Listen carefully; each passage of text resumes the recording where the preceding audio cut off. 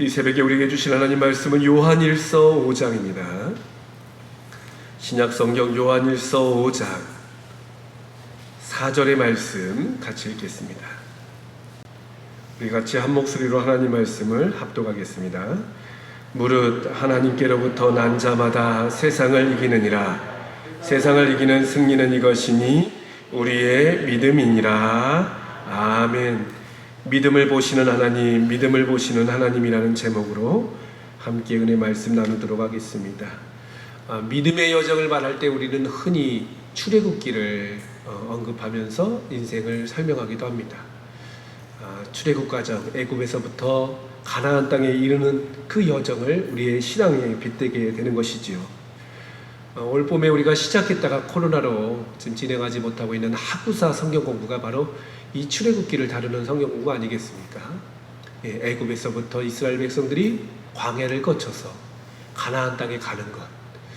그래서 하구사의 그런 어떤 모토가 되는 말이 출애굽기를 알면 인생이 보인다. 출애굽기를 알면 신앙이 보인다라는 그런 모토를 가지고 있습니다. 애굽에서부터 시작해서 그 출애굽기를 통하여 그 여정을 우리가 알게 된다면 우리의 신앙의 여정도 내가 어떤 인생을 거쳐왔고 앞으로 감당해야 될 인생들이 어떤 것인가를 알 수 있게 된다는 것입니다.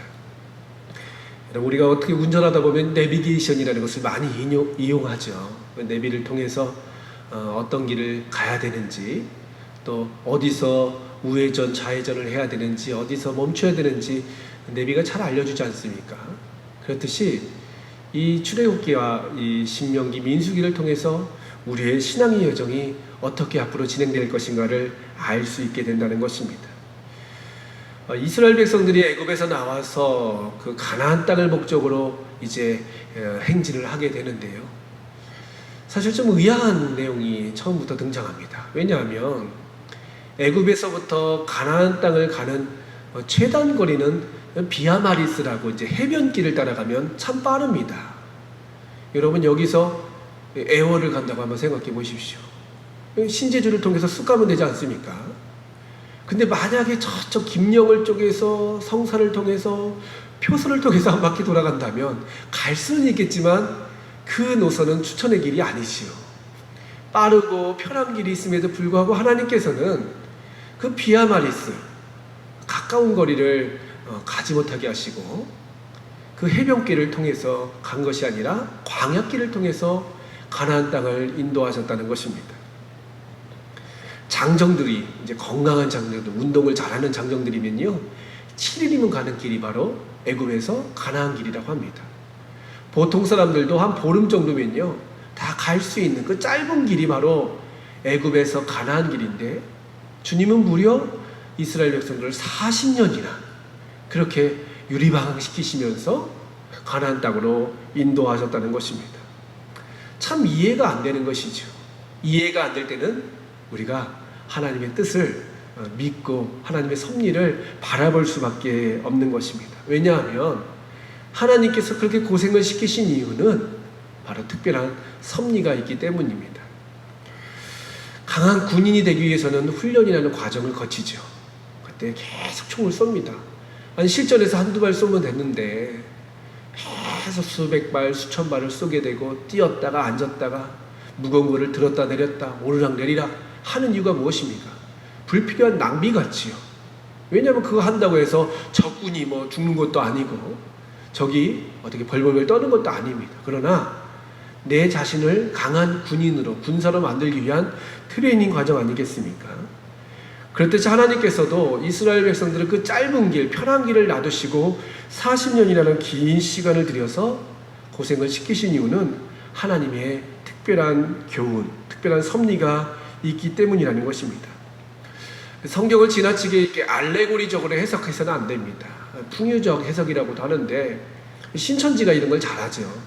그래서 뭐 구약에 나오는 어떤 사건을 빗대어서 이것은 무엇이고 저거는 무엇이고 해서 새로운 논리를 이렇게 만들어가기도 하는데 그러나 이제 신약에서도 이 풍유적 알레고리적인 해석이 종종 등장하기도 합니다. 그러한 범주 안에서는 우리가 해석하는 것은 무리가 아니겠지요. 그런 의미에서 본다면 애굽의 왕, 이 바로는요, 그 영적으로 보면 사탄을 의미하는 것입니다. 그리고 애굽이라는 나라는 이제 어둠의 나라, 사탄이 주관하고 지배하는 그런 어떤 세속의 나라를 말하고 있는 것입니다. 반대로 가나안 땅은 어떤 곳입니까? 하나님께서 약속하신 젖과 꿀이 흐르는 땅, 저 천국을 의미하고 우리가 나중에 가야 될 영적인 본향, 우리의 영원한 목적지가 바로 가나안 땅 아니겠습니까? 그러니까 이스라엘 백성들이 그 어둠의 세상, 어둠의 나라, 그 사탄의 권세 아래에서 나와서 이제 가나안 땅, 영원한 천국, 영원한 본향으로 향하는 것이 바로 출애굽 여정이라면, 그 애굽과 그 가나안 땅 사이에는 광야가 있습니다. 광야, 그렇죠? 광야는 어떤 땅입니까? 방금 말씀드렸듯이 연단의 땅이고 훈련의 땅이고, 그리스도인들로 하여금, 하나님의 백성으로 하여금 온전히 설 수 있는 그러한 하나님께서 특별히 주신 귀한 땅이라는 것이죠. 육신적으로 힘들고 영적으로는 지칠 수밖에 없지만 하나님이 함께 하시기 때문에 감당할 수 있는 곳이 바로 그 광야라는 곳입니다. 그래서 철로 역정을 모티브로 한 그 내용이 바로 이 출애굽 아니겠습니까? 인생이 시작에서부터 종착역까지 가는 과정. 근데 이 시작과 마지막은 아주 짧습니다. 가장 긴 그 내용이 바로 이 광야와 같은 우리의 순례의 여정이 아니겠습니까? 그런데요, 이 애굽, 광야, 가나안 사이에 두 번의 도하 사건이 기록되어 있습니다. 도하라 한다면 물을 건너는 사건 아니겠습니까? 애굽에서 나올 때도 한 번 물을 건너고, 이제 광야 인생의 모든 여정을 마치고 가나안 땅에 들어가기 전에도 이제 물을 건너는 사건이 나타난다는 것입니다. 한번 첫 번째 사건은 우리가 어떤 사건인지 알고 있죠? 예, 홍해의 사건이죠. 바로 하나님께서 이스라엘 백성들을 광야로 들이시기 위해서 육지를 통해서 돌려보내신 것이 아니라 그 홍해, 그 바닷물이 그 무섭게 두렵게 했던 그 홍해를 건너게 하셨던 사건. 또 두 번째로는 마지막은 요단강을 건너서 이제 가나안 땅에 입성하지 않습니까? 그래서 홍해와 요단강이라는 두 이제 물이 나오게 됩니다. 그래서 한번 물어봤습니다. 어떤 아이가 홍해와 요단강의 차이가 무엇이냐 했더니 어떤 아이가 우문현답을 하더라고요. 홍해는 바닷물이고 요단강은 민물입니다. 이런 얘기를 하더라고요. 근데 그런 의미는 아닐 것입니다. 농담 한마디 더 하겠습니다. 여러분, 제주 앞바다의 반대말이 무슨 말인지 아십니까? 제주 앞바다. 우리는 제주 뒷바다 이렇게 얘기하지 않습니까? 근데 저희 딸이 냈는데요, 제주 엄마다가 바로 정답이라고 합니다. 제주 앞바다, 제주 엄마다. 죄송합니다. 새벽에 피곤하실까봐. 그러니까 민물하고 바닷물의 차이는 아닐 것입니다. 그리고 글자가 두 글자고 세 글자 그 차이도 아닐 것입니다.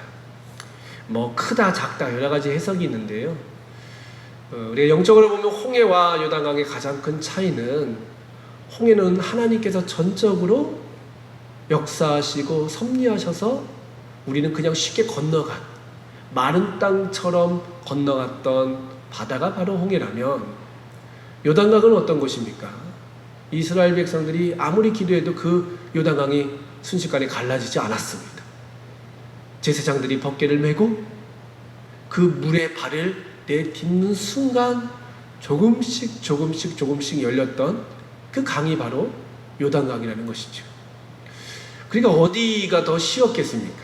물론 그 강의 사이즈, 건너야 될 길이를 보면 훨씬 더 홍해가 길고 크고 또 무서워 보였지만, 사실 하나님께서 행하신 일들이 있기 때문에 홍해는 마른 땅처럼 건너갔다라고 표현되어 있습니다. 한 것이 아무것도 없다라는 것이죠. 그러니까 광야에 들어가기까지 이스라엘 백성들이 한 것은 별로 없습니다. 그냥 모세를 믿고 따라간 것밖에 없어요.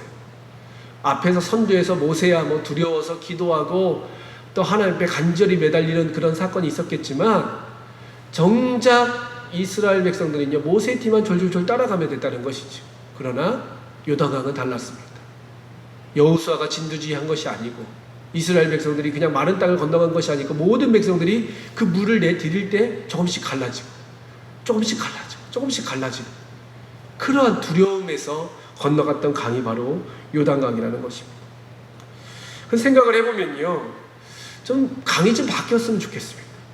무슨 말이냐면 처음에 요단강을 좀 건너가고 나중에 홍해가 나타나면 얼마나 좋겠습니까? 그렇죠? 매도 먼저 맞는 게 낫다라는 말이 있지 않습니까?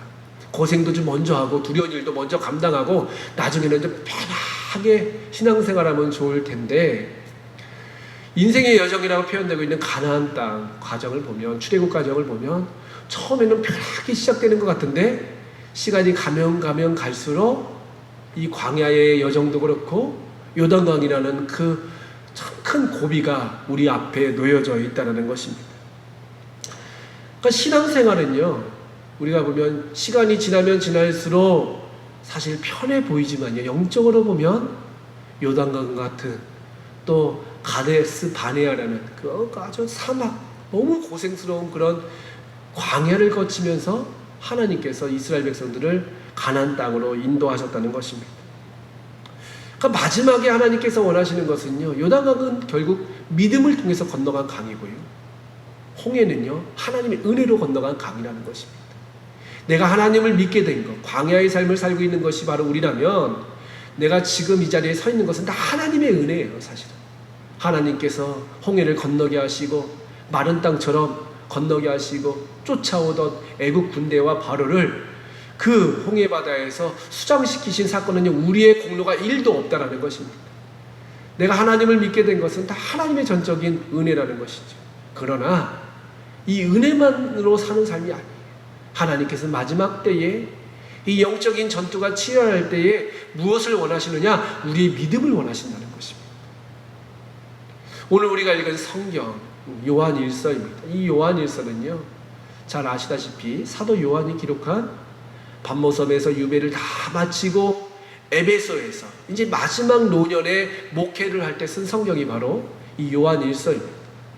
그래서 요한계시록을 마지막 작품이라고 해석하는 학자들도 있지만 대부분의 학자들은 요한 1서, 2서, 3서를 더 후기 작품으로 봅니다.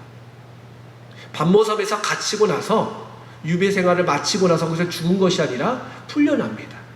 풀려나서 터키 동부에 있는 에베소, 그 에베소에서 마지막 불꽃을 태웠던 그 사도 요한이 쓴 성경이 바로 이 요한 1서라는 것이죠. 당시 어떠한 그러한 어려움이 있었을까? 그리고 사도 요한은요, 이제 나이도 80이 넘었습니다. 이제 100세를 바라보는, 그 당시 100세라 한다면 얼마나 나이가 많은 또 고령의 그런 시간들이겠습니까? 그 순간에 또 그 교회를 지켜야 되는 그 터키 지방, 또 뭐 그리스 지방, 이 지방 같은 경우는요, 이 문명이 아주 발달된 곳이었어요. 동시에 이단의 세력이 아주 팽배했던 곳인데 그곳에서 교회를 세우고 믿음을 지키기 위해서 얼마나 고군분투를 했겠습니까? 특별히 그 당시에 케린투스라는 영지주의자가 있었습니다. 이 케린투스는요, 사람들을 미혹시킵니다. 헬라 사상으로 미혹시킵니다. 하나님만이 유일신이 아니라 여러 신들이 있다는 거예요. 그리고 또 하나님의 신은 저급한 신이라는 거예요. 물질의 그런 세계에 있는 신, 물질을 만든 신은요, 신 중에서도 하급신이고, 예수님도 육신의 몸을 입고 오신 것이 아니라 영으로서 그냥 천사처럼 그렇게 살았다는 존재가 바로 예수님이다, 이렇게 가르치는 이단 사상이 바로 에베소 교회뿐만 아니라 초기 신앙인들을 흔들어 놨다는 것입니다. 가만히 있으면 구원을 받는 것이 아니라, 가만히 있으면 교회가 세워지는 것이 아니라, 사도 요한은 이 사실을 알았기 때문에 많은 교회를 향하여, 또 믿음의 후배들을 향하여 믿음으로 승리해야 된다, 믿음을 지켜야 된다라는 것을 계속 강조하고 있다는 것입니다. 오늘날의 세상을 가리켜서 말세지말이라고 하지 않습니까? 말세 중에서도 끝에 왔다. 영적으로 보면요, 이제 가나안 땅을 목전에 두고 있는 그 시대가 아닌가 생각됩니다. 지금까지 아무리 잘 왔다 한들 요단강을 건너가지 않으면요, 그것은 여전히 광야의 삶이 될 수밖에 없다는 것입니다. 나는 어떤 믿음을 가져야 될까? 참 믿음이라는 것을 우리가 간직하기라는 쉽지 않습니다. 그래서 하나님께서는 이 말씀을 주신 것이고 우리들에게 신앙의 교리들을 주셨습니다. 오늘 새벽에도 우리가 예배 드리면서 사도신조라는 것을 고백을 했습니다. 왜 사도신조 이거 주문처럼 매일마다 외울 수밖에 없을까? 왜 수많은 우리 목사님들은 또 교단에서는 왜 이 사도신경을 시간마다 외우게 할까? 사실 여러분 사도신경 외울 때에 주문처럼 훅 지나가지 않습니까? 오늘 내가 외우긴 했는데 이 내용이 무슨 내용인지. 그래서 성경에는 모든 성경 찬송가에도 사도신경이 기록되어 있고 이 사도신경을 통하여 참 교회와 거짓 교회를 구분하고 이 사도신경을 위해 믿음의 고백이 되고 신앙의 유일한 모범이 될까? 왜냐하면 이 사도신경의 믿음, 이 크리드라고 하지 않습니까? 이 사도신경의 믿음이 바로 우리의 믿음이 될 때 비로소 우리가 마지막 우리에게 주신 그 연단 가운데서 유던과 같은 시험 가운데서도 승리할 수 있게 된다는 것입니다. 우리는 믿습니다를 4번이나 고백했습니다. 사도신경에 보면 성부 하나님을 믿습니다. 성자 예수 그리스도를 믿습니다. 성령 하나님을 믿습니다. 교회와 구원과 마지막 날 될 일들을 믿습니다라고 고백을 했습니다. 사실 이 신앙을 날마다 우리가 선포하고 주님 앞에 점검해야지만이 건널 수 있는 강이 바로 요단강이라는 것입니다. 사실요, 이 믿음이 커 보이지 않습니다. 왜냐하면요, 내면적으로 우리 가운데에 감춰진 보화 같은 것이 바로 믿음이기 때문에. 사실 세상적으로 보면요, 나에게 있어서 믿음 외에 행위가 더 중요하게 보일 때가 많습니다. 물론 행위도 중요하죠. 행위가 없는 믿음은 죽은 믿음이다라고 야고보서에서 말씀하고 있어요. 그러나 시작은 바로 믿음이고, 겨자씨만한 믿음이 있다 하면 이 산을 들려 바다에 던지우라 해도 그대로 된다고 말씀하고 있습니다. 그 성경에는요, 믿음이 없이는 하나님을 기쁘시게 할 수 없다라고 말씀하고 있고, 누가복음 18장 말씀에 보면 인자가 다시 올 때에 믿는 자를 보겠느냐라고 말씀하고 있습니다. 결국 내가 이 온 우주 만물을 창조하신 하나님, 나를 위해서 십자가에 달리시고 다시 오셔서 백보자 심판으로 우리를 모든 사람을 다 불러 모아서 우리의 행위를 심판하실 그 예수님, 지금도 우리를 거룩함으로 인도하시는 그 성령님, 하나님께서 세우신 교회, 말세에 되어질 일들을 우리가 믿음으로 고백하지 않으면요, 영적인 전쟁에서 승리할 수 없다는 것입니다. 사단은 지금도요, 우리에게 계속 공격을 하고 있습니다. 무슨 공격을 하고 있습니까? 에베소서 6장의 말씀 보니까 의심의 화전을 통하여, 아니야, 이거는 하나님 말씀이라고 하기에는 이거는 너무나 비과학적이야, 비논리적이야 라는 마음을 심어주면서 우리로 하여금 무너뜨리고 있습니다. 특별히 오늘날 포스트 모던 시대에 얼마나 많은 과학적인 사상들이 들끓고 있습니까? 젊은 친구들을 보면요, 믿음보다 과학적인 어떤 논리라든지 어떤 과학적인 주장에 대해서 더 많이 끌려다니는 것을 바랍니다. 하나님 말씀이 그렇다 하면 믿어야 되는데 이 믿음이 흔들리는 시대예요. 여러분 생각해 보십시오. 요단강을 발로 내딛는들 그 물이 갈라지겠습니까? 배를 타고 건너든지 아니면 밧줄을 연결해서 매달려서 가든지 해야지, 발을 내딛는다고 건너가는 것은 비과학적이고 비논리적입니다. 그렇기 때문에 사람들은 믿음이라는 것을 잃어버립니다. 어떻게 해야 될지 계획합니다. 플랜을 짜고 방법을 동원하지만요, 주님께서 마지막에 우리에게 요구하시는 것은 바로 믿음이라는 것이죠. 하나님 말씀이 그렇다면 그렇게 믿는 것입니다. 포기하거나 타협하는 것이 아닌 것이죠. 이 말세에 지금도 우는 사자와 같이 산길자를 찾는 사단의 세력들이 얼마나 들끓는지 모릅니다. 왜 교회에서 많은 사람들이 이탈하고 또 신앙을 포기하려면요, 이 믿음을 지키지 못하기 때문이에요. 사실 다른 이유들은요, 회복이 됩니다. 그러나 믿음이 사라지고 불신의 영이 가득하면요, 하나님보다 세상이 좋아 보이고 하나님보다 다른 것이 더 커 보일 때가 많이 있다는 것이죠. 믿음으로 승리하는 것 참으로 어렵습니다. 여호수아와 갈렙만이 출애굽하여서 가나안 땅에 들어갔다는 이 사실은 우리로 하여금 두려움을 줍니다. 그러나 그 당시하고는 좀 다르죠. 이미 예수님께서는 우리에게 믿음을 선포하셨고 성령을 통하여 믿음을 굳세게 할 수 있도록 우리를 지금도 돕고 계십니다. 오늘 하루도 살아가면서 내 마음 가운데 혹시 떨어지고 있는 믿음이 있지 않은지, 이 믿음이 점점 커지고 점점점 우리 가운데 확실하게 우리 마음 가운데 자리 잡고 있어야 되는데, 세상의 이야기에 우리의 마음이 뺏겨서 믿음이 식어가고 있는 성도들이 있다면 하나님 오늘 나의 믿음을 다시 굳세게 해주시고 주님이 다시 오실 때에 우리 가운데 믿음이 있는지 보겠다라고 말씀하셨는데 이 믿음을 순전한 믿음을 주님께 드림으로 말미암아 하나님의 귀한 역사 가운데 존귀하게 쓰임받는 성도 여러분 되시기를 주님의 이름으로 축복합니다. 이 시간 다 함께 기도할 때 하나님 우리 가운데에 겨자씨만한 믿음을 허락하여 주옵소서.